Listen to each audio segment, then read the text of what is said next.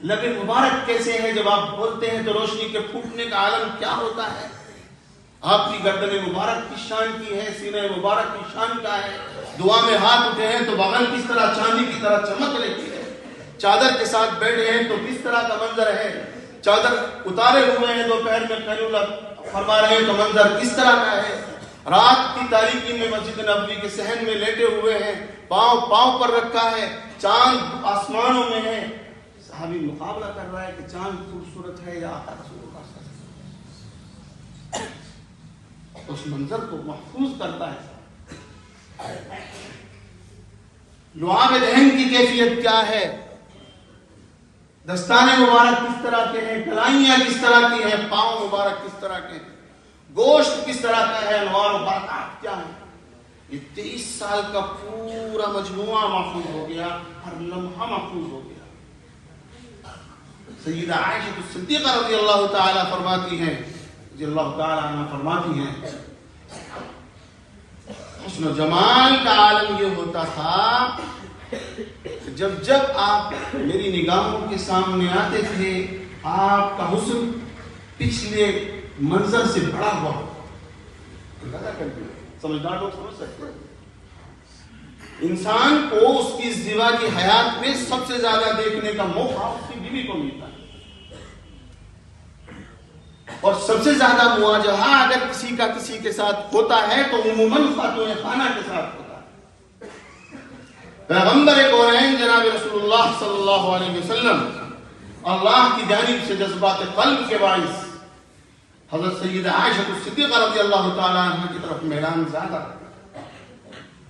زیادہ ادھر تشریف بھی لے جاتے تھے اور مواقع تلاش کرتے تھے. فرماتی ہیں کہ جب میں آپ کو دیکھتی تھی تو آپ کے حسن و جمال کا منظر پچھلے منظر سے سوا ہوتا تھا، بڑھ رہا ہوتا تھا. یہی شان آپ کے تمام معجزات کی ہے اور ابد الآباد یہی شان ہے. جو کچھ ہم نے دنیا میں دیکھا ہے وہ تو بہت تھوڑا سا ہے، ابھی بہت کچھ دیکھنا باقی ہے. اور قیامت کے دن آپ کی ذات کے مظاہر، آپ کی شان کے مظاہر، آپ کے جلال و جمال کے مظاہر دیکھنے باقی ہے. یہ تمام 23 سالہ حیات علماء کے درمیان حدیث کہلاتی ہے.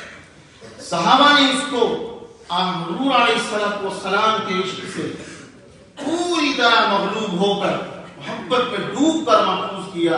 صحابہ جناب رسول اللہ صلی اللہ علیہ وسلم کے دنیا سے پردہ فرما جانے کے بعد اس پیغام کو، اس 23 سالہ حیات کو لے کر زمین کے مختلف خطوں میں تشریف لے گئے. اسلامی لشکروں کے ساتھ، اسلامی جماعتوں کے ساتھ، اسلامی پیغامبروں، قاصدوں کے ساتھ، مختلف مناظر کے ساتھ جب بڑے ہو جائیں گے آپ حضرات کو سمجھ جائیں گے. ان سے جو لوگ پڑھیں، جن سے یہ ملے ایمان کی حالت میں، جنہوں نے ان سے پڑھا وہ تابعین کہلاتے. ان سے جو ایمان کی حالت میں ملا وہ تابعی کہلاتے. اور تقریباً جو شان صحابہ کی تھی وہی آپ کے صحابہ کو، جو صحابہ کے درمیان جناب رسول اللہ صلی اللہ علیہ وسلم کی شان ہے. جب صحابہ دنیا میں پھیلے ہیں اور زمین کے خطوں پر گئے ہیں، تابعین نے حضور علیہ السلام کی نسبت مبارکہ کی وجہ سے حضرت تابعین کو سروں کے اوپر رکھا، ان کے عشق میں، ان کی اطاعت و فرما برداری میں ڈوب کر احادیث کو حضور علیہ السلام سے محفوظ کیا ہے. یہ تابعین تابعین کے زمانے میں زمین کے اکثر حصوں پر حدیث چلی ہے. حضرت عمر بن عبدالعزیز رحمۃ اللہ علیہ نے اس حدیث کو باضابطہ کتابوں کی شکل میں محفوظ کرنے کا حکم دیا اور حکم صادق فرمایا کہ زمین کے جس جس حصے پر جہاں جہاں بھی اجناد میں، عمال میں اور علماء میں، مبلغین میں، ائمہ میں مسترد ذرائع کے ساتھ محفوظ طریقے پر احادیث پہنچی ہیں وہ محفوظ کر دیتا ہے. چنانچہ ان کو محفوظ کیا جانے لگا.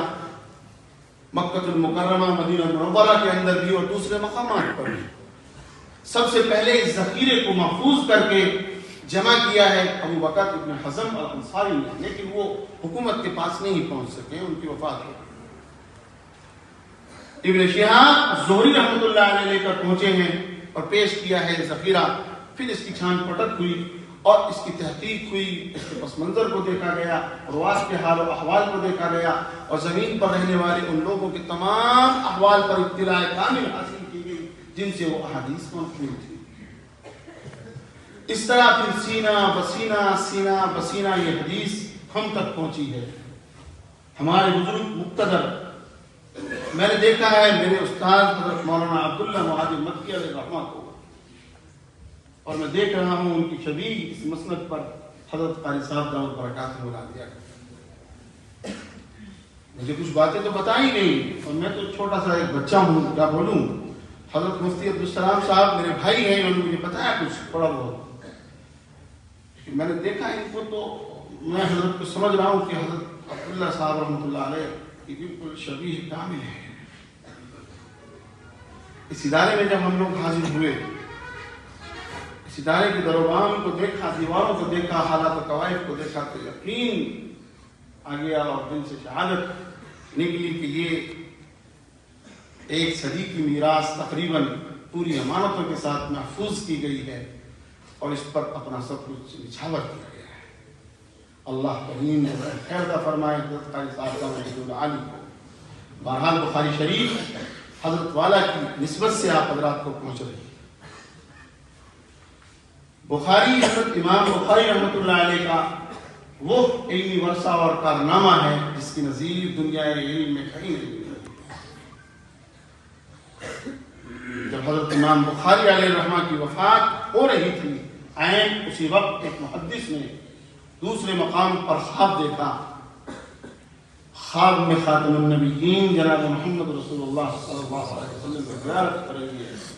آپ مقام خرطنگ کے باہر کے راستے پر تشریف فرما کے اپنے صحابہ کے ساتھ ہیں. کہتے ہیں کہ میں نے پوچھا یا رسول اللہ کس انتظار میں یہاں تشریف فرما ہے؟ آپ نے فرمایا محمد بن اسماعیل آیا تھا. وہ کہتے ہیں جب میں بعد میں خرطنگ گیا تو وہاں مجھے معلوم ہوا کہ جس وقت میں خواب دیکھ رہا تھا عین وہی وقت امام بخاری کی وفات کا تھا، اور عین وہی وقت حضور علیہ الصلوۃ والسلام کے اشتیاق کا تھا، ان کی زیارت. پھر ابری امام بخاری رحمۃ اللہ علیہ کے شاگرد ہیں، فرماتے ہیں میں نے خواب میں دیکھا حضور سرور کونین جناب رسول اللہ صلی اللہ علیہ وسلم کو آپ تشریف لے جائیں ارشاد کے ساتھ کہ جس طرح آپ چل رہے ہیں اسی طرح امام بخاری پیچھے پیچھے چل رہے ہیں، اور جہاں آپ قدم مبارک رکھتے ہیں بالکل اسی طرح اسی نقش پا پر امام بخاری قدم رکھتے ہوئے چلے جاتے ہیں. یہ بشارت ہے اتباع کامل کی، حفظ سنت کی، اور اپنی کتاب امام بخاری رحمۃ اللہ علیہ نے جو ترتیب دی ہے اس کی تقریباً صحت. جس طرح یہ علم محفوظ ہو کر کے ہمارے درمیان آ گیا ہے، اس کو اسی اہتمام اسی شان کے ساتھ محفوظ رکھنا ہے، اور محفوظ اسی طرح اس شاخ کو دیکھ کر جس طرح ہم نے اس کو پڑھا ہے، ان کی زندگی کو پڑھا، ان کی زندگی کے ایک لمحے کو محفوظ کر کے ہمیں آگے منتقل کرنا ہے.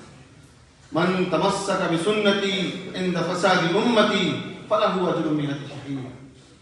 یہ سنت ہمارے